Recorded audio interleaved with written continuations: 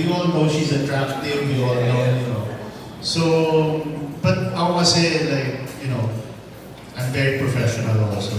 Like, I don't want to mix anything with work and, you know, si Ivana talaga parang tropa, parang kaibigan, ganyan. So, and, yeah, we all know she's attractive and I think yun na yun.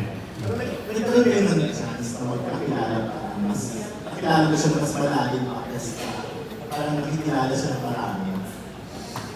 Yeah, when you work with someone on a film and you're constantly working with them and everything, mas nakikilala mo yung tao.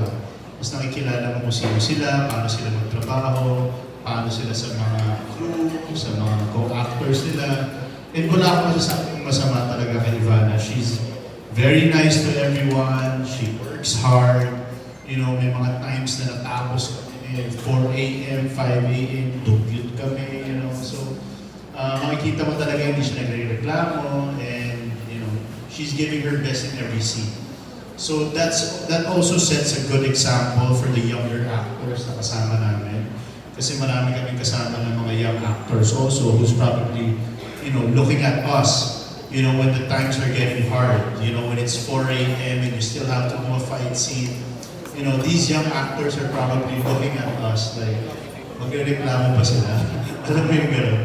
And wala kang maririnig na reklamo, everyone stayed on course, everybody's professional. So, you know, hats off to Ivana for that also. Ayun nga, how's it working with the young actors?